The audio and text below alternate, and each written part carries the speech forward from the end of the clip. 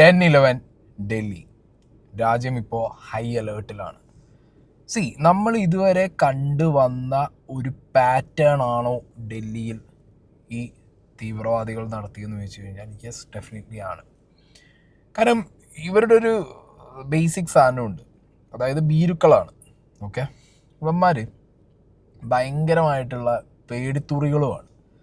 ഇവരുടെ മെയിൻ സ്ഥിരം പാറ്റേൺ ലോകരാജ്യങ്ങളിലൊക്കെ ഇവർ പയറ്റുന്ന ചാവേർ പരിപാടി. ഒരു കാറ് കൊണ്ടുപോകും, അതിലൊരു ബോംബ് സെറ്റ് ചെയ്യും, ആൾക്കൂട്ടമുള്ള സ്ഥലത്ത് അല്ലെങ്കിൽ ഒരു രാജ്യത്തിൻ്റെ ഏറ്റവും പ്രൈം പോയിന്റിൽ കൊണ്ടുപോകും, ആൾ വെച്ച് പൊട്ടിക്കും. ഇതാണ് ഇവരുടെ മെയിൻ പരിപാടി. പക്ഷെ ഇപ്രാവശ്യം രാജ്യത്ത് ഏറ്റവും കൂടുതൽ ഡിസ്കഷനിൽ വന്നിട്ടുള്ളൊരു കാര്യം എന്താണെന്ന് ചോദിച്ചു കഴിഞ്ഞാൽ ഡോക്ടർമാർ. ഓക്കെ, ഈ ഡോക്ടർമാരായിട്ടുള്ള ആളുകൾ, ഈ വൈറ്റ് കോളർ ജോബ് ചെയ്യുന്ന ആളുകൾ, പ്രൊഫഷണൽസ്, ഇവരുടെ കൈൻഡ് ഓഫ് സ്ലീപ്പർ സെല്ലുകൾ ഈ പറഞ്ഞ തീവ്രവാദ സംഘടനകളുമായിട്ട് ബന്ധപ്പെട്ട് നമ്മുടെ രാജ്യത്ത് എത്രത്തോളം ആക്റ്റീവായിട്ട് ഇവർ പ്രവർത്തിക്കുന്നു, ഇവരെന്തൊക്കെ പ്ലാൻ ചെയ്യുന്നു, അതുകൊണ്ട് നമ്മളെ രാജ്യത്തിന് വരാവുന്ന ഡേഞ്ചർ സിറ്റുവേഷൻ എന്താണ് എന്നുള്ളതൊക്കെയാണ് നമ്മൾ കൂടുതലായിട്ടും ഈ ഒരു വിഷയം വരുമ്പോൾ നമ്മൾ നോക്കേണ്ടത്. കാരണം വൈറ്റ് കോളർ ജോബിലിരിക്കുന്ന ഡോക്ടറാണെങ്കിലും എൻജിനീയേഴ്സ് ആണെന്നുണ്ടെങ്കിലും അല്ലെങ്കിൽ അതേപോലുള്ള പ്രൊഫഷണൽസ്, അവർ ഒരു തീവ്രവാദ സംഘടനയുടെ അല്ലെങ്കിൽ ഒരു തീവ്രതയുടെ മുഖം മറച്ച് വെച്ച് സ്ലീപ്പർ സെല്ലായിട്ട് ഇരുന്ന് കഴിഞ്ഞാൽ വിഷയം സംഭവിക്കുന്നത്, ഇവർ ചെയ്യുന്ന അവരുടെ പ്രൊഫഷണലിൽ പോലും അവരെന്ത് ചെയ്യും, രാജ്യത്തിനെ അല്ലെങ്കിൽ രാജ്യത്തിൻ്റെ ഒരു ബാലൻസിനെ കെടുത്താനുള്ള എല്ലാ പരിപാടികളും ഇവർ ഓർഗനൈസ് ചെയ്യും. ഇപ്പം ഞാൻ സപ്പോസ് പറയാം, ഒരു എൻജിനീയർ, അയാൾ ചിലപ്പോൾ നമ്മളുടെ ഹൈവേ അതോറിറ്റിയിലോ അല്ലെങ്കിൽ വേറെ ഏതെങ്കിലുമൊക്കെ ഒരു എന്താ പറയുക രാജ്യത്തിന് ഇൻഫ്രാസ്ട്രക്ചർ ബിൽഡ് ചെയ്യുന്ന ഒരു ഡിപ്പാർട്ട്മെൻറ്റിൻ്റെ ഭാഗമായിട്ടൊക്കെ കയറി കൂടിയിട്ടുണ്ടെങ്കിൽ നമ്മുടെ ഇവിടെ നടക്കുന്ന വികസന പ്രവർത്തനങ്ങളുടെ ഭാഗമായിട്ടുള്ള ഫ്ലൈ ഓവർ നിർമ്മാണം, റോഡ് നിർമ്മാണം, അങ്ങനത്തെയൊക്കെ പരിപാടികളിലൊക്കെ എന്തെങ്കിലും കൃത്രിമത്വം കാണിക്കുക അല്ലെങ്കിൽ അതിലെന്തെങ്കിലുമൊക്കെ സാധനങ്ങൾ സെറ്റ് ചെയ്യുക അല്ലെങ്കിൽ ഒരു ടൈം പീരീഡ് കഴിയുമ്പോഴത്തേക്ക് അവിടെ ഒരു അപകടം ഉണ്ടാക്കാനുള്ള പരിപാടികൾ ചെയ്തു വെക്കുക. ഇപ്പോൾ ഈ ഡോക്ടർമാരായിട്ടുള്ള കുറേ പേരാണ് ഈ 10-11 ഡൽഹി വിഷയത്തിൽ നമ്മൾ അകത്തായി കണ്ടിട്ടുള്ളത്, ഈ പരിപാടി ചെയ്തിട്ടുള്ളത്. ഇവർ തന്നെ അതിഭീകരമായ പ്ലാനിങ് ഇട്ടുകൊണ്ട് നമുക്കറിയാം ലോക രാജ്യങ്ങൾക്കൊക്കെ ഒരു സിനിമകളിലൊക്കെ പറഞ്ഞു നിൽക്കുന്ന ഒരു പാറ്റേൺ ഉണ്ട്. അതായത് അതിഭീകരമായിട്ടുള്ള എന്തെങ്കിലും ഒരു പോയ്സൺ അറ്റാക്ക് നടത്താൻ വേണ്ടിയുള്ള പ്ലാനിങ് ഇടുക, അതിവിടെ നടന്നിട്ടുണ്ട്. അപ്പോൾ ഇതിൻ്റെ ഒരു ഞാൻ പറഞ്ഞല്ലോ ബേസിക് തീവ്രവാദ പാറ്റേൺ ഇതിനകത്ത് ഉണ്ട്, മനസ്സിലായോ? ആ ഒരു ബേസിക് സാധനമുണ്ട്. പക്ഷേ അതിലുപരി ഇത് ചെയ്തത് പ്രൊഫഷണൽസ് ആണ്, വൈറ്റ് കോളേർഡ് ആയിട്ടുള്ള ആളുകളാണ് എന്നുള്ളത് മാത്രമാണ് ഇതിനകത്ത് പുതിയൊരു, അതായത് പുതിയതെന്ന് പറയാൻ പറ്റില്ല, നമ്മൾ സിനിമകളിലൊക്കെ ഈ സംഗതി ഒരുപാട് ഡിസ്കസ് ചെയ്ത് കണ്ടിട്ടുണ്ട്. അതിപ്പോൾ കുറച്ചും കൂടി വിസിബിളായിട്ട് എന്തായി അങ്ങോട്ട് നമ്മളിലേക്ക് എത്തിത്തുടങ്ങി.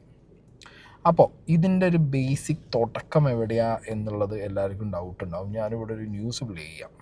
തീവ്രവാദ ക്യാമ്പുകളിലേക്ക് കൗമാരക്കാരെയും യുവാക്കളെയും തള്ളിവിടുന്ന ഘടകങ്ങളിൽ പ്രധാനം ദാരിദ്ര്യവും അനാഥത്വവുമെന്നായിരുന്നു അന്വേഷണ ഏജൻസികളുടെ ബോധ്യം. പതിറ്റാണ്ടുകൾ നീണ്ടുനിന്ന കശ്മീർ വിഘടനവാദത്തിൽ ഇരയാക്കപ്പെട്ട യുവാക്കളുടെ പശ്ചാത്തലമാണ് ഇത്തരമൊരു കണ്ടെത്തലിലേക്ക് അവരെ നയിച്ചത്. എന്നാൽ കഴിഞ്ഞ ദിവസങ്ങളിലെ സംഭവങ്ങൾ ഈ കണക്കുകൂട്ടലുകളെയെല്ലാം തെറ്റിക്കുന്നതാണ്. ഇന്നലെ സ്ഫോടക വസ്തുക്കളും ആയുധങ്ങളുമായി ജമ്മു കശ്മീർ പോലീസ് ഫരീദാബാദിൽ നിന്ന് പിടികൂടിയ 2 ഡോക്ടർമാർ ഉൾപ്പെടുന്ന സംഘത്തിന്റെ കൂട്ടാളിയാണ് ഇന്നലെ വൈകിട്ട് ചെങ്കോട്ടയ്ക്ക് സമീപം ചാവേർ സ്ഫോടനം നടത്തിയ ഡോക്ടർ. സംഘത്തിലെ പ്രധാനി എന്ന് സംശയിക്കുന്ന ഒരു വനിതാ ഡോക്ടറെ കണ്ടെത്താനുള്ള തെരച്ചിൽ തുടരുകയാണ്. फरीदाबाद पुलिस, हरियाणा पुलिस और JNK पुलिस का एक जॉइंट ऑपरेशन जारी था और ये अभी भी जारी है. मैं बताना चाहूँगा ऑपरेशन अभी भी जारी है. വൈറ്റ് കോളർ ടെററിസം എന്ന് ഏജൻസികൾ വിശേഷിപ്പിക്കുന്ന പുതിയ പ്രവണതയ്ക്കാണ് ഫരീദാബാദ് ദില്ലി സംഭവങ്ങൾ അടിവരയിടുന്നത്. ഉന്നത വിദ്യാഭ്യാസം നേടിയ മതവിശ്വാസികളായ ചെറുപ്പക്കാരെ തീവ്രവാദത്തിലേക്ക് ആകർഷിക്കാൻ പാകിസ്ഥാൻ ഉൾപ്പെടെയുള്ള വിദേശ രാജ്യങ്ങളിലെ ശക്തികൾ കരുനീക്കുന്നുവെന്നാണ് വിവരം. വൈറ്റ് കോളർ തീവ്രവാദികളിലേക്കുള്ള കശ്മീർ പോലീസിന്റെ അന്വേഷണം ആരംഭിക്കുന്നത് ഒക്ടോബർ 19-നാണ്. ശ്രീനഗറിലെ ബെൻപോരയിലും നൌഗാമിലും പതിച്ച പോസ്റ്ററുകൾ പിന്തുടർന്നായിരുന്നു ആ അന്വേഷണം. സുരക്ഷാ ഏജൻസികൾക്ക് നേരെയുള്ള ജെയ്ഷെ മുഹമ്മദ് ഭീഷണിയായിരുന്നു പോസ്റ്ററുകളിൽ.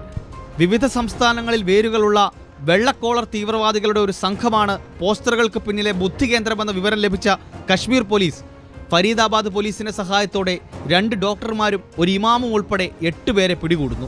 ഇവരിൽ നിന്ന് 2900 കിലോഗ്രാം സ്ഫോടക വസ്തുക്കളും വാക്കി ടോക്കികളും ഉൾപ്പെടെ പിടിച്ചെടുക്കുന്നു. പിന്നാലെ അവരുടെ സംഘത്തിലെ ഒരാൾ ചാവേറായി രാജ്യതലസ്ഥാനത്തെ നടുക്കിയ സ്ഫോടനം നടത്തുന്നു. ജമാഅത്തെ ഇസ്ലാമി, അൻസാർ ഗസ്വത്ത് അൽ ഹിന്ദ് എന്നീ ഭീകര സംഘടനകളാണ് വൈറ്റ് കോളർ തീവ്രവാദത്തിന് പിന്നിലെന്നാണ് NIA അനുമാനം.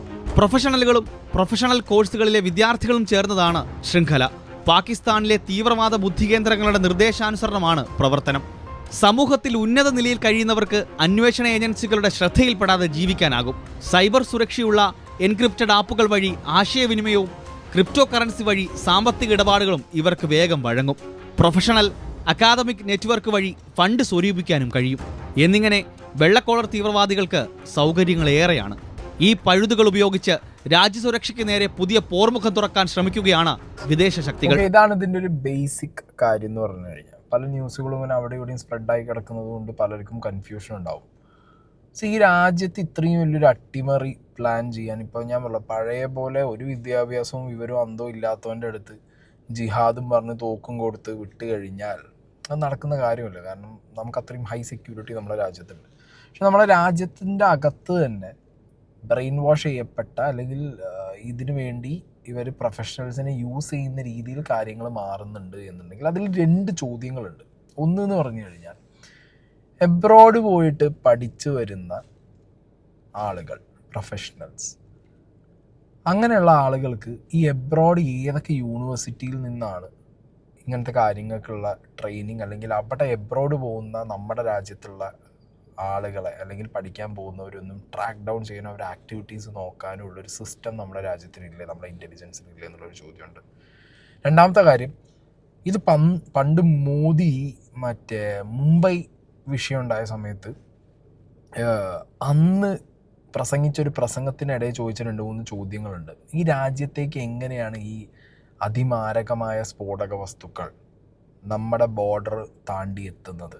സീ റൂട്ടാണോ, ലാൻഡാണോ, ഏത് വഴി ഇതെത്തുന്നു? അപ്പോൾ നമ്മുടെ രാജ്യ സുരക്ഷയ്ക്ക് വേണ്ടി കാവൽ നിൽക്കുന്ന ആളുകൾ ഇതൊന്നും അറിയുന്നില്ല. കാരണം ചെറിയ ക്വാണ്ടിറ്റി ഒന്നുമല്ല, വലിയ വലിയ ബൾക്ക് ക്വാണ്ടിറ്റിയിലാണ് സാധനങ്ങൾ. ഇപ്പം നിങ്ങൾ ആലോചിക്കുക, ഫരീദാബാദിൽ ഇവർ കണ്ടെത്തിയത് എന്ന് പറയുന്നത് കിലോ കണക്കിന്, പൊട്ടൻഷ്യലി ഒരു നാടിനെ തന്നെ ഇല്ലാതാക്കാൻ പറ്റുന്ന രീതിയിലുള്ള കിലോ കണക്കിനുള്ള അതിമാരകമായ സ്ഫോടക വസ്തുക്കളാണ്. ഇതൊക്കെ എങ്ങനെ നമ്മുടെ രാജ്യത്തേക്ക് ഇത്ര ഈസി ആയിട്ട് കൊണ്ടുവരാൻ പറ്റുന്നു? ഏത് ചാനൽ ത്രൂ ഇങ്ങനത്തെ സാധനങ്ങൾ വരുന്നു? അപ്പോൾ രാജ്യത്തിനകത്തിരുന്നു കൊണ്ട് രാജ്യത്തിനെ ഒറ്റിക്കൊടുത്ത് അല്ലെങ്കിൽ രാജ്യത്തിനെതിരെ പ്രവർത്തിക്കുന്ന ഇവരുടെ വേരുകൾ എവിടെയൊക്കെയാണുള്ളത്? ഓക്കെ, ഇതൊരു വലിയ ചോദ്യമാണ് ഇതിനകത്ത്. ഞാൻ ആ പണ്ടത്തെ മോദീൻ്റെ ആ ചോദ്യങ്ങൾ ഒന്നും കൂടി ഇടുകയാണ്. കാരണം ഇത് ഇപ്പോൾ മോദി സർക്കാർ തിരിച്ച് സ്വയം ഒന്ന് റീചെക്ക് ചെയ്യേണ്ട ഒരു ചോദ്യവും അതിനുള്ള ഉത്തരം നാട്ടുകാർക്ക് ഇപ്പോൾ കൊടുക്കേണ്ടതുമായിട്ടുള്ളൊരു കാര്യമാണ്. നമ്മുടെ നാഷണൽ ഇൻ്റലിജൻസ് അടിപൊളിയാണ്, പക്ഷേ എഗെയിൻ ഞാൻ പറഞ്ഞല്ലോ, ഈ ചോദ്യം അന്ന് മോദി അന്ന് ഭരിച്ചിരുന്ന സർക്കാരിനോട് ചോദിച്ചാൽ ഇന്ന് നാട്ടുകാർ മോദി സർക്കാരിനോട് ചോദിക്കുന്ന ഈ ചോദ്യമാണ്. आप में सामर्थ्य है तो मुझे जवाब दीजिए, ये जो आतंकवादी है, ये नक्सलवादी है, उनके पास शस्त्र और बारूद कहां से आता है? वो तो विदेश की धरती से आता है और सीमाएं संपूर्ण रूप से आपके कब्जे में है। सीमा सुरक्षा बल आपके कब्जे में है। जो आपके कब्जे में है उसको तो संभालो, और जो विदेश से बारूद आता है, शस्त्र आते हैं, आतंकवादियों के पास पहुंच जाते हैं, उसको तो रोको। जवाब नहीं है। मैंने उनको दूसरा सवाल पूछा, हमने कहा आतंकवादियों के पास धन आता है, हवाले से आता है, पूरा मनी ट्रांजैक्शन का कारोबार भारत सरकार के कब्जे में है, RBI के अंडर में है। क्या प्रधानमंत्री आप इतनी निगरानी नहीं रख सकते कि ये जो धन विदेश से आकर के आतंकवादियों के पास जाता है आपके हाथ में है, राज्य उसमें कहीं बीच में नहीं आते, आप उसको क्यों नहीं रोकते हैं? क्यों नहीं पकड़ पाते हो? आप उसके लिए क्या करना चाहते हो? मैंने तीसरा सवाल उनको पूछा, आतंकवादी घटनाएं करते हैं, भाग जाते हैं, प्रधानमंत्री जी आप मुझे बताइए, सीमाएं आपके हाथ में है, कोस्टल सिक्योरिटी आपके हाथ में है, BSF सेना सब आपके हाथ में है, नेवी आपके हाथ में है, ये आतंकवादी विदेशों से यहाँ कैसे घुस जाते हैं? आप जवाब दीजिए। व्यवस्था അതായത് ഈ രാജ്യത്ത് മോദി അന്ന് മുംബൈ അറ്റാക്ക് ഉണ്ടായ സമയത്ത് അന്നത്തെ പ്രധാനമന്ത്രിയോട് ചോദിച്ച ചോദ്യങ്ങളാണ് ഇതൊക്കെ കേട്ടോ. ഈ രാജ്യത്ത് ഉള്ള സുരക്ഷ മൊത്തം ഉള്ളത് ഇവിടുത്തെ ഗവൺമെൻറ്റിൻ്റെ കയ്യിലും ഇവിടുത്തെ ആർമിയുടെ കയ്യിലുമാണ്. അങ്ങനെ രാജ്യ സുരക്ഷ മൊത്തം ഗവൺമെൻറ്റിൻ്റെ കയ്യിലിരിക്കുമ്പോൾ ഈ രാജ്യത്തേക്ക് എവിടുന്നാണ് ആയുധങ്ങൾ കൊണ്ടുവരുന്നത്? പുറം രാജ്യത്തുണ്ടാക്കിയ ഫോറിൻ വെപ്പൺസാണ് ഇവിടുത്തെ സ്ലീപ്പർ സെല്ലുകൾ ഉപയോഗിക്കുന്നത്. അതെങ്ങനെ രാജ്യത്തേക്ക് വരുന്നു? രാജ്യത്തിൻ്റെ ബോർഡർ കടന്ന് ഇതെങ്ങനെ രാജ്യത്തേക്ക് എത്തിക്കുന്നു? ആരെത്തിക്കുന്നു? എങ്ങനെ എത്തുന്നു? അത് ചെറിയ ക്വാണ്ടിറ്റിയില്ല, ബൾക്ക് ക്വാണ്ടിറ്റിയിലാണ് വരുന്നത്. അപ്പോൾ അതാര്, എങ്ങനെ, എന്ത് എന്നുള്ളതിൻ്റെ ഉത്തരം ഗവൺമെൻറ് പറയണം. അന്ന് പറഞ്ഞതാണ്. അപ്പോൾ അതേ ഉത്തരം ഇന്നത്തെ ഗവൺമെൻറ്റും പറയണ്ടേ? മോദി സർക്കാരും പറയണ്ടേ?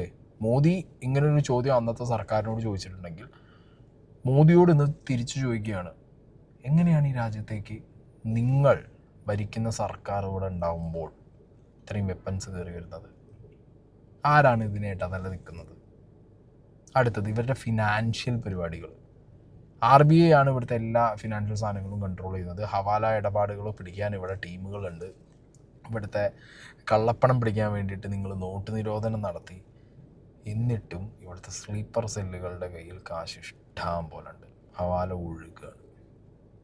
ഇപ്പം ഇവരുടെ ഫണ്ടിങ് എവിടെ നിന്ന് വരുന്നു? ആരിലൂടെ വരുന്നു? ഏത് ചാനലിലൂടെ വരുന്നു? നിങ്ങൾ അന്ന് ചോദിച്ച ചോദ്യത്തിന് നിങ്ങൾ ഇന്ന് ഉത്തരം പറ.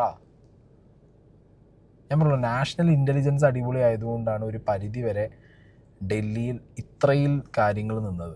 കാരണം കശ്മീരിലും ഫരീദാബാദിലും ഒക്കെ ആയിട്ട് അവർ നടത്തിയ അന്നത്തെ അറസ്റ്റുകളും അവർ ശരിക്കും എന്ത് ചെയ്തു? ഈ ഓപ്പറേഷൻ മൊത്തം അവർ ബോസ്റ്റ് ചെയ്ത് കളഞ്ഞു. മനസ്സിലായി? ഇവർ പ്ലാൻ ചെയ്ത എല്ലാ പരിപാടികളും നമ്മൾ ഇൻ്റലിജൻസ് പൊട്ടിച്ചു കളഞ്ഞു. അപ്പോൾ അതിൻ്റെ ഒരു നെക്സ്റ്റ് എന്താ പറയുക, അതിൻ്റെ ഒരു പ്രതികാരം എന്നുള്ള രീതിക്കാണ് ഈ ഡൽഹിയിൽ 10-11 ഇവന്മാർ ഇത് പൊട്ടിച്ചത്. അപ്പോൾ ഇതിനുള്ള വെപ്പൺസ് അല്ലെങ്കിൽ ഇതിനുള്ള ഇവർക്ക് ആവശ്യമായുള്ള പൈസ, റോ മെറ്റീരിയൽസ്, ഇതുണ്ടാക്കാനുള്ള സ്ഥലങ്ങൾ, ഇതൊക്കെ എങ്ങനെ ഇവർക്ക് കിട്ടുന്നു നമ്മളുടെ രാജ്യത്ത് എന്നുള്ളൊരു ചോദ്യം ബാക്കി കിടക്കുകയാണ്. ഈ വിഷയത്തിൽ നമ്മളെല്ലാവരും പല വീഡിയോകളുടെ കമൻറ്റ് ബോക്സിലും കണ്ടു കാണും. മുസ്ലിം നാമധാരികളായിട്ടുള്ള വ്യക്തികൾ, ഇന്ത്യൻ മുസ്ലിം അല്ലെങ്കിൽ വേൾഡ് മുസ്ലിം, അവരെങ്ങനെയാണ് ടെററിൻ്റെ ഫേസിലേക്ക് എത്തുന്നത്, അല്ലെങ്കിൽ ഇന്ത്യയിൽ തന്നെ ഇത് രാഷ്ട്രീയമാക്കാനും മതപരമായിട്ടുള്ള പല വിഷയങ്ങളാക്കാനൊക്കെ കമൻറ്റ് ബോക്സിനകത്ത് ഒരുപാട് പേരുണ്ട്. ഓക്കെ, അവരോടൊക്കെ പറയാനുള്ളത്, നമ്മുടെ നാട്ടിൽ ഈ തീവ്രവാദത്തിൻ്റെയോ അല്ലെങ്കിൽ എക്സ്ട്രീമിസത്തിൻ്റെയോ മുഖം കൊണ്ട് നടക്കാത്ത വളരെ ന്യൂട്രലായിട്ട് ലൈഫ് മുന്നോട്ട് ദിവസവും കൊണ്ടുപോകണമെന്ന് വിചാരിക്കുന്ന നല്ലവരായ മുസ്ലിങ്ങളുണ്ട്. ഓക്കെ, അവരുടെ എണ്ണമാണ് കൂടുതൽ. വെരി അൺഫോർച്ചുനേറ്റ്ലി എക്സ്ട്രീമിസം കൊണ്ട് നടക്കുന്ന, അല്ലെങ്കിൽ എന്താ പറയുക, രാജ്യത്തിനെ ഇല്ലാതാക്കണം, ഈ ലോകം തന്നെ കീഴടക്കണം, അല്ലെങ്കിൽ അതിന് സ്വർഗം കിട്ടണം എന്ന് വിചാരിക്കുന്ന കുറേ പൊട്ടന്മാർ ലോകത്തിൻ്റെ പല കോണുകളിലായിട്ട് ചെയ്യുന്ന ഈ തീവ്രവാദത്തിൻ്റെ മുഖം എൻറ്റയർ കമ്മ്യൂണിറ്റീൻ്റെ മുകളിലേക്ക് അടിച്ചേൽപ്പിക്കുന്നതിനോട് എനിക്ക് പേഴ്സണലി താല്പര്യമില്ല. ഓക്കെ, ഇനി നമുക്ക് അൻസാരി സൂരി, അങ്ങേര് അത്യാവശ്യം സോഷ്യൽ മീഡിയയിൽ ഇതേപോലെ പ്രതികരണങ്ങൾ നടത്തുന്ന വിഷയങ്ങൾ വരുമ്പോൾ സംസാരിക്കുന്ന ഒരു വ്യക്തിയാണ്. ഈ ഡൽഹി വിഷയത്തിൽ അൻസാരി സൂരി സംസാരിച്ച 1-2 പോയിന്റുകളോട് എനിക്ക് ഭയങ്കരമായിട്ടുള്ള വിയോജിപ്പാണ്. നമുക്ക് നിങ്ങൾക്ക് വിയോജിക്കാം. ആദ്യം തന്നെ ഞാൻ അൻസാരി സൂരിയുടെ ഈ ഒരു പോയിന്റ് ഞാൻ നിങ്ങൾക്ക് കേൾപ്പിച്ചു തരാം. 2-3 ദിവസമായി പനിയും ചുമയൊക്കെ ആയിട്ട് വിശ്രമത്തിലായിരുന്നു. അതുകൊണ്ടാണ് സോഷ്യൽ മീഡിയയിൽ നിന്നും സജീവമായി കാണാതിരുന്നത്. ഇന്നലെ ഇന്നുമായി ധാരാളം സുഹൃത്തുക്കൾ മെസ്സഞ്ചറിൽ ചില വാർത്തകളും അതിൻ്റെ ലിങ്കുകളും ഒക്കെ അയച്ചു തന്നു. ഞാൻ ലിങ്കിലൊക്കെ കയറി നോക്കുമ്പോൾ ഇപ്പോൾ ഡൽഹി സ്ഫോടനവുമായി ബന്ധപ്പെട്ട വാർത്തകളാണ്. കമൻറ്റ് ബോക്സിൽ മുഴുവനും പതിവ് പോലെ തന്നെ മുസ്ലിം നാമധാരിയാണ് പ്രതി എന്നുള്ളത് കൊണ്ട് തന്നെ ലോക മുസ്ലിമീങ്ങൾക്കും ഇന്ത്യൻ മുസ്ലിമീങ്ങൾക്കും ഏതുവരെ ഇന്ത്യയിൽ ഈ സമൂഹത്തെ പൂർണ്ണമായി ഉന്മൂലനം ചെയ്താൽ ഇന്ത്യ സമാധാനപൂരിതമായി മുന്നോട്ട് പോകുമെന്നൊക്കെയാണ് അവർ പറഞ്ഞു വെക്കുന്നത്. അവരുടെ ആഗ്രഹങ്ങളും മോഹങ്ങളും ഒക്കെ അല്ലേ അവർ പറഞ്ഞോട്ടെ. ഇപ്പോൾ ഉണ്ടായ ഇതിൻ്റെ ഭാഗമായിട്ടുള്ള പ്രതിഷേധ സ്വരങ്ങളാണ് നമ്മൾ ആ രൂപത്തിൽ കണ്ടാൽ മതി. ഞാൻ ആദ്യമായി മുസ്ലിം സമൂഹത്തോട് പറയാനുള്ളത്, ഇത് ഇങ്ങനെ തുടരും, അനുസൂതം തുടരും. നമ്മളിതിനൊന്ന് റിയാക്ട് ചെയ്യേണ്ട, പ്രതികരിക്കേണ്ട, ഈ സമയത്ത് പ്രതികരിക്കേണ്ട, മിണ്ടാതിരുന്നാൽ മതി. ഇന്നല്ലെങ്കിൽ നാളെ ഇതിൻ്റെയൊക്കെ സത്യമൊക്കെ നമുക്ക് ബോധ്യപ്പെടും. പലതും ബോധ്യപ്പെട്ടല്ലോ, ഇപ്പോൾ നമുക്ക് ഏകദേശം കാര്യങ്ങളൊക്കെ തിരിഞ്ഞു വരുന്നില്ലേ. ഇനി ബോധ്യപ്പെടാത്ത ആരെങ്കിലും ഉണ്ടെങ്കിൽ ജോസി ജോസഫിൻ്റെ നിശബ്ദ അട്ടിമറികൾ എന്ന് പറഞ്ഞ പുസ്തകമുണ്ട്, മാതൃഭൂമിയാണ് ഇറക്കുന്നത്, എനിക്ക് തോന്നുന്നു DC-യിലുണ്ട്. ഒന്ന് മേടിച്ചൊന്ന് വായിച്ചോളെ. അതായത് അൻസാരി സൂരി പറയുന്നത് ഇന്ത്യയിലെ മുസ്ലിങ്ങളോടും മിണ്ടാതിരിക്കാനാണ്. അതായത് കുറേ പേര് ആക്രമിക്കും നിങ്ങളെ, നിങ്ങൾ മുസ്ലിം ആയതുകൊണ്ടും മുസ്ലിം നാമധാരി ആയതുകൊണ്ടും. ഇപ്പം നടന്ന ഈ ഒരു അറ്റാക്ക് അടക്കം അകത്തായവരെല്ലാം ഈ മുസ്ലിം എക്സ്ട്രീമിസം ടെററിസ്റ്റ് ഫേസിൽ ഉള്ള ആളുകളായതുകൊണ്ട് എല്ലാവരുടെ തലയിലേക്കും വരും ഇല്ലയെന്ന് ഞാൻ പറയുന്നില്ല. പക്ഷേ എവിടെയാണ് എന്തിനാണ് മിണ്ടാതിരിക്കേണ്ട കാര്യം? ഞാൻ ചോദിക്കുന്നത് എവിടെയാണ് എന്തിനാണ് മിണ്ടാതിരിക്കേണ്ട കാര്യം? നമ്മുടെ ഇടയിൽ നമ്മുടെ ഐഡൻറ്റിറ്റി അല്ലെങ്കിൽ നമുക്കെല്ലാവർക്കും കോമൺ ആയിട്ടുള്ള ഒരു കാര്യത്തെ യൂസ് ചെയ്ത് വേറെ രീതിയിൽ കാര്യങ്ങൾ മുന്നോട്ട് കൊണ്ടുപോകാൻ നമ്മുടെ കൂട്ടത്തിലുള്ള കുറച്ച് പേര് ശ്രമിക്കുന്നു എന്ന് പറയുമ്പോൾ എതിർക്കേണ്ടത് ആദ്യം നമ്മളല്ലേ? അല്ലേ? ആദ്യം ഇന്ത്യയിലെ മുസ്ലിങ്ങളല്ലേ ഒറ്റക്കെട്ടായി നിന്നിട്ട് അവരുടെ ഇടയിൽ ഇതേപോലെ തീവ്രവാദ പ്രവർത്തനങ്ങൾ നടത്തുന്ന ആളുകളുണ്ടെങ്കിൽ അവരെ ഒറ്റപ്പെടുത്തി അവരെ മാറ്റി നിർത്തി അവരെ ഗവൺമെൻറ്റിന് കാണിച്ചു കൊടുത്ത് അല്ലെങ്കിൽ ഇവിടുത്തെ സിസ്റ്റത്തിന് കാണിച്ചു കൊടുക്കേണ്ടത് അത് നിങ്ങളുടെ കടമയല്ലേ സാർ? നിങ്ങൾ ചെയ്യേണ്ടത് അത്. അല്ലെങ്കിൽ ഇതേപോലൊരു അറ്റാക്ക് ഉണ്ടായി, മുസ്ലിങ്ങളെല്ലാവരും മിണ്ടാതിരുന്നു എന്ന് പറയുമ്പോൾ അതിൽ നിന്ന് എന്താണ് ബാക്കിയുള്ളവർ മനസ്സിലാക്കേണ്ടത്? എന്തിനാണ് മിണ്ടാതിരിക്കേണ്ട കാര്യം? എന്തുകൊണ്ട് പ്രതികരിച്ചുകൂടാ? പിന്നെ ഇങ്ങനെ ഈ പറഞ്ഞൊരു പുസ്തകം നിശബ്ദ അട്ടിമറി ഇങ്ങനെയൊക്കെ ഉറപ്പിച്ചിട്ടുണ്ട്. ഇത് നേരത്തെ ഞാൻ പറഞ്ഞ ഒരു നറേറ്റീവ് ലൈൻ ഉണ്ട്. ഇവിടുത്തെ സർക്കാർ എലക്ഷൻസും അല്ലെങ്കിൽ വോട്ട് ചോരിയൊക്കെ മറയ്ക്കാൻ വേണ്ടിയിട്ട് ആ ടൈമിൽ എടുത്തടിച്ച ഒരു സാധനമാണ് എന്നുള്ള രീതിയിലൊരു സംഗതി എല്ലാവരും പറഞ്ഞു വെക്കുന്നുണ്ട്. നിങ്ങൾ നോക്കിക്കോ, ഇന്നലെ എനിക്ക് തോന്നുന്നു ധ്രുവറാത്ത ഇട്ട വീഡിയോനകത്ത് അടക്കം ധ്രുവറാട്ടി പറയുന്നൊരു കാര്യമുണ്ട്. പല കാര്യങ്ങൾക്കും ഈ ഗവൺമെൻറ്റിനെ കുറ്റപ്പെടുത്തിയിട്ടുണ്ട്, ചോദ്യം ചെയ്തിട്ടുണ്ട്. പക്ഷേ ഈ വിഷയത്തിലേക്ക് വരുമ്പോൾ ഇതൊരു ഗവൺമെൻറ് ഫണ്ടഡ് ആയിട്ടുള്ളതോ അല്ലെങ്കിൽ എന്താ പറയുക പൊളിറ്റിക്കൽ ഹിന്ദുത്വ ഫണ്ടഡ് ആയിട്ടുള്ള ഒരു ഐറ്റമായിട്ട് നമുക്ക് കണക്കാക്കാൻ പറ്റുന്ന ഒരു അറ്റാക്ക് അല്ല ഡൽഹിയിലത്. This is much different. അപ്പോൾ ഇത് ആസ് എൻ ഇന്ത്യൻ, ഞാൻ ഇന്ത്യൻ മുസ്ലിമാണ്, ഞാൻ മിണ്ടാതിരിക്കും. ഞാൻ ഇന്ത്യൻ ഹിന്ദുവാണ്, ഞാൻ കുറേ പറയും. നോ, നമ്മൾ ഇന്ത്യക്കാരാണ്, ഒറ്റക്കെട്ടായിട്ട് ഇതിൽ പ്രതികരിക്കണ്ടേ? അതല്ലേ നിങ്ങൾ നാട്ടുകാർക്കൊരു എന്താ പറയുക മതപുരോഹിതനായിട്ടിരിക്കുമ്പോൾ നിങ്ങൾ പറഞ്ഞു കൊടുക്കേണ്ട ഒരു കാര്യം. അല്ലാതെ നിങ്ങളൊരു പുസ്തകം വായിച്ചോ എന്ന് പറഞ്ഞാൽ വിടുകയാണോ വേണ്ടത്? പുസ്തകത്തിലുള്ള എല്ലാം ശരിയായിരിക്കും? നിങ്ങൾ കാണിച്ച പുസ്തകത്തിൽ എന്താണുള്ളത്? അതിനകത്ത് ഈ ഡീപ് സ്റ്റേറ്റ് പോലത്തുള്ള കോൺസെപ്റ്റുകളുണ്ട്. ഇൻ്റലിജൻസ്, ഇവിടുത്തെ കുറേ പൊളിറ്റിക്കൽ ഹെഡുകൾ, ബിസിനസ്സുകാർ, മീഡിയ ഹെഡുകൾ എല്ലാവരും കൂടി ചേർന്നുള്ള ഒരു കോക്കസ്, നാട്ടുകാരുടെ അറ്റൻഷൻ തിരിക്കാൻ വേണ്ടി അവരെങ്ങനെയാണ് ന്യൂസുകൾ മാനിപ്പുലേറ്റ് ചെയ്യുന്നത് അല്ലെങ്കിൽ ഗിമിക്കുകൾ ഉണ്ടാക്കുന്നത്, ഇങ്ങനെയൊക്കെ സമ്മറൈസ് ചെയ്യുന്നൊരു പുസ്തകമാണ്. ഈ പുസ്തകം വായിച്ച് മിണ്ടാതിരുന്ന് കഴിഞ്ഞാൽ കാര്യങ്ങൾ നടക്കും. ആരാണ് പ്രതിഷേധിക്കേണ്ടത്? ആരാണ് ഇവിടെ എതിർപ്പ് കാണിക്കേണ്ടത്? അല്ലെങ്കിൽ ആരാണ് ഇതിന് ഒറ്റക്കെട്ടായി നേരിടേണ്ടത്? നമ്മളല്ലേ?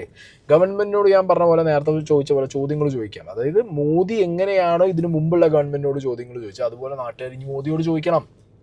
എങ്ങനെ ആയുധങ്ങൾ വന്നു, എവിടുന്ന് വരെ ഫണ്ട് വരുന്നു, ഈ തീവ്രവാദികൾ എങ്ങനെ ഇവിടെ സ്ലീപ്പർ സെല്ലുകളായിട്ട് നിൽക്കുന്നു, നമ്മുടെ ഇൻ്റലിജൻസ് ഇത്ര സ്ട്രോങ് ആകും, ഇത്രയും ചോദ്യം നമുക്ക് ചോദിക്കാം. ഇത് നിങ്ങൾ അതിനുപരി അതിന് മുകളിൽ പോയിട്ട് ഇത് നിങ്ങൾ ചെയ്തതല്ലേ? നിങ്ങളല്ലേ ഇത് ചെയ്യിച്ചത്? മനസ്സിലായി? ഇതല്ല ഇവിടെ ആവശ്യം. മുസ്ലിമിൻ്റെ മുഖം ലോകരാജ്യങ്ങൾക്ക് മുമ്പിൽ ഇതേപോലെ തലതാഴ്ത്തി നിൽക്കേണ്ട ഒരു അവസ്ഥ വരുന്നുണ്ടെന്നുണ്ടെങ്കിൽ മുസ്ലിങ്ങളുടെ ഇടയിൽ തന്നെ നടക്കുന്ന മുസ്ലിമിൻ്റെ പേരും മുസ്ലിമിൻ്റെ ഐഡൻറ്റിറ്റിയും യൂസ് ചെയ്ത് മുസ്ലിമായിട്ട് നടന്ന് ലോകത്തിന് കീഴടക്കണം എന്ന് പറയുന്ന തീവ്രവാദികൾ നിങ്ങളുടെ കൂട്ടത്തിൽ ഈ പണി ചെയ്ത് വെക്കുന്നതുകൊണ്ടാണെന്ന് ഞാൻ പറഞ്ഞു കഴിഞ്ഞാൽ അപ്പോൾ അത് ഒറ്റക്കെട്ടായിട്ട് എതിർക്കേണ്ടത് ആരാ? മുസ്ലിങ്ങളാണ്. അപ്പോൾ ആ സാഹചര്യത്തിൽ നിങ്ങൾ ഒരിക്കലും വന്നിട്ട് മുസ്ലിങ്ങൾ ഇതിൽ സംസാരിക്കരുതെന്ന് പറയരുത് സാർ, പ്ലീസ്. ഇന്ത്യ രാജ്യത്ത് മുസ്ലിം സമൂഹത്തിൽ നിന്ന് ഭീകരവാദികളും തീവ്രവാദികളും വളർന്നു വരുന്നുണ്ട് എങ്കിൽ എന്തുകൊണ്ടാണ് എന്ന് നാൾക്ക് മുമ്പേ അഡ്വക്കേറ്റ് ഷംസീർ പറഞ്ഞ ഒരു ഭാഗം എൻ്റെ ചെവിയിൽ ഇപ്പോഴും മുഴങ്ങുന്നുണ്ട്. ഇന്ത്യ വിഷൻ്റെ ഉള്ള സമയത്താണോ അതല്ല റിപ്പോർട്ടർ TV തുടങ്ങിയതിന് ആദ്യ ഭാഗത്താണോ എന്ന് എനിക്ക് എൻ്റെ ഓർമ്മ.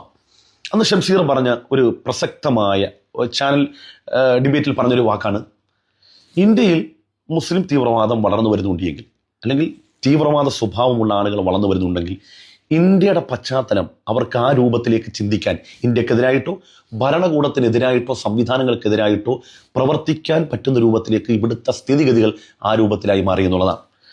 ഏതുപോലെ ഞാൻ ഉദാഹരണം പറഞ്ഞുതരാം. ഏതെങ്കിലും ഒരു മുസൽമാൻ നമ്മുടെ സഹോദര സമുദായത്തിൽപ്പെട്ട ഹൈന്ദവ സഹോദരൻ വീട് കയറി ആക്രമിക്കുകയോ ബുദ്ധിമുട്ടിക്കുകയോ ഒക്കെ ചെയ്താൽ അവർക്ക് എന്തായാലും മുസ്ലിം സമൂഹത്തോട് മൊത്തമായിട്ടൊരു വിരോധവും വൈരാഗ്യമൊക്കെ ഉണ്ടാവും, സ്വാഭാവികമാണ് അല്ലേ? ഇനി മുസ്ലിം രാജ്യത്ത് പോയിട്ട് നിരപരാധിയായ ഒരു ഹൈന്ദവ സഹോദരന് ഒരു പ്രയാസം ഉണ്ടായിക്കഴിഞ്ഞാൽ അവൻ്റെ മനസ്സിൽ ആ ഒരു വ്യക്തി എന്നതിനപ്പുറത്തേക്ക് ആ രാജ്യത്തോടും അവരുടെ വിശ്വാസത്തോടൊക്കെ എതിരാവുക എന്നത് സ്വാഭാവികമാണ്.